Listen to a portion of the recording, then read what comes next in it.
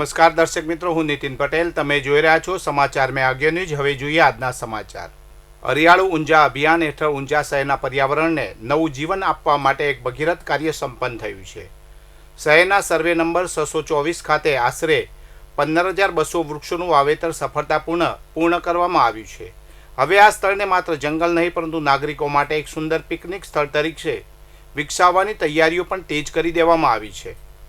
આ green project Unjha જેસીસ ક્લબના સક્રિય સહયોગથી સાકાર થયો છે.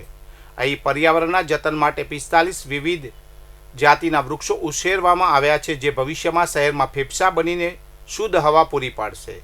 ઊંઝાના ધારાસભ્ય કિરીટભાઈ પટેલે આ પ્રોજેક્ટમાં વિશેષ રસ દાખવીને વિકાસના દ્વાર ખોલ્યા છે. ઊંઝા પાલિકાના વોર્ડ નંબર 5ના કોર્પોરેટર અને જેસીસ ક્લબના પ્રમુખ અલ્કેશકુમાર મોહનલાલ પટેલની રજૂઆતને પગલે ધારાસભ્ય દ્વારા નવીન નાળાના નિર્માણ માટે ₹5 લાખની ગ્રાન્ટ ફાળવવામાં આવી છે. આ નાળાના નિર્માણની કામગીરીનો આજથી વિધિવત પ્રારંભ કરી દેવામાં આવ્યો છે. ઊંઝા નગરપાલિકાના પ્રમુખ જિજ્ઞાસાબેન ડી પટેલ મિલન આ સ્થળને શહેરના આકર્ષણનું કેન્દ્ર બનાવવા માટે કટિબદ્ધ છે. પાલિકાના એન્જિનિયર જયદીપભાઈ પટેલ અને મૌલિકભાઈ પટેલની દેખરેખ હેઠળ આધુનિક સુવિધાઓ ઊભી કરવામાં આવશે.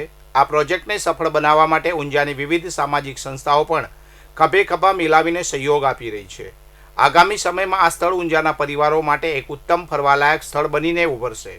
મહેસાણા તાલુકા પોલીસે મેવડ ટોલટેક્સ પાસે વોચ ગોઠવીને એક શંકાસ્પદ કન્ટેનર ટ્રકમાંથી લાખોની કિંમતનો ભારતીય બનાવટનો વિદેશી દારૂ અને બિયરનો મોટો જથ્થો ઝડપી પાડ્યો છે. કન્ટેનરમાં બનાવેલા ખાસ ગુપ્ત ખાનામાં છુપાવેલી કુલ 10,979 નંગ બોટલો અને બિયર ટીન મળી કુલ 59.85 લાખનો મુદ્દામાલ કબજે કરી પોલીસે રાજસ્થાની ચાલકની ધરપકડ કરી છે. મહેસાણા તાલુકા પોલીસનો સ્ટાફ હાઈવે પર મેવડ ટોલટેક્સ પાસે આવેલા જય ગોગા પાર્લર નજીક પેટ્રોલિંગમાં હતો. આ દરમિયાન નાગાલેન્ડ પાર્સિંગનું એક કન્ટેનર NL01 AJ 9947 આવતા પોલીસે તેને રોકવા ઇશારો કર્યો હતો. પોલીસે કન્ટેનરની તપાસ કરતા 32 ફૂટ લાંબા કન્ટેનરના આગળના ભાગમાં ખાસ ચોરખાનું બનાવેલું જોવા મળ્યું હતું. આ ખાનું ખોલીને જોતા અંદરથી મોટી માત્રામાં વિદેશી દારૂની પેટીઓ મળી આવી હતી. પોલીસે કન્ટેનરને સુરક્ષિત સ્થળે ખસેડી દારૂના જથ્થાની ગણતરી કરતા royal stack, royal challenge, all seasons whisky અને કિંગફિશર તથા બડવાઇઝર બિયર સહિતની કુલ 354 પેટીઓ અને 92 પેટી બિયર મળી આવી હતી. આ કુલ 10,979 બોટલની કિંમત ₹44,75,758 થાય છે. પોલીસે 15 લાખનું કન્ટેનર, મોબાઈલ અને રોકડ મળી કુલ ₹59.85 લાખનો મુદ્દામાલ જપ્ત કર્યો છે. વડનગરના સિપોર નજીક રામગઢ ગામે 3 મંદીને રાત્રિના સમયે તસ્કરોને નિશાન બનાવ્યા હતા, જેમાંથી ચાંદી સહિતની કિંમતી સામાન અને રોકડ મળી ₹1.98 લાખની મત્તા ચોરી થઈ હતી.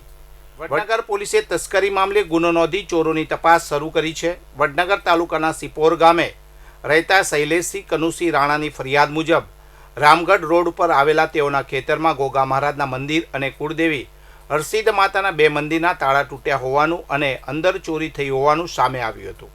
તો રામગઢ ગામે કેશુભા પરિવારના કિરણજી જીવનજી ઠાકોરના ગોગા મહારાજના મંદિરમાં પણ ચોરી થઈ હોવાનું સામે આવ્યું હતું.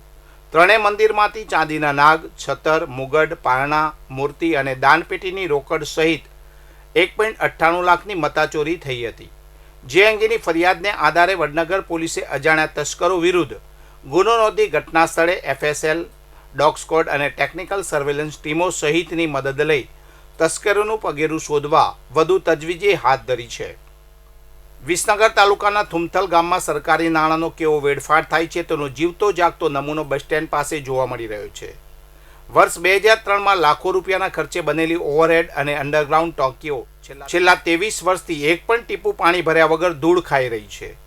આ મામલે સ્થાનિકોએ જિલ્લા કલેક્ટર અને જિલ્લા વિકાસ અધિકારીને લેખિત રજૂઆત કરી જવાબદારો સામે પગલાં ભરવા માંગ કરી છે. અગાઉના સરપંચોની બેદરકારીને કારણે આટલા વર્ષો સુધી આ સુવિધાનો લાભ ગ્રામજનોને મળ્યો નથી. મનેસા તાલુકાના ભોયણ ગામના રોડ પર લવ મેરેજની અદાવતમાં ભુવા દિનેશભાઈ દેસાઈ પર જીવલેણ હુમલો થયો હતો. આ કેસમાં ડીસા રૂરલ પોલીસે 6 આરોપીઓની ધરપકડ કરી છે. પોલીસે ગુનાના ગણતરીના દિવસોમાં જ આરોપીઓને ઝડપી પાડી કાર્યવાહી હાથ ધરી છે. આ હુમલો ડીસા પાલનપુર હાઈવે પર ભોયણ ગામના રોડ ઉપર થયો હતો. પોલીસે હુમલામાં છંડોવાયેલા 6 આરોપીઓને લાકડીઓ, પાઇપો અને 2 કાર સાથે ઝડપી પાડ્યા છે. ડીસા રૂરલ પોલીસ સ્ટેશનના પીઆઈ VM ચૌધરીએ આ કાર્યવાહી કરી હતી.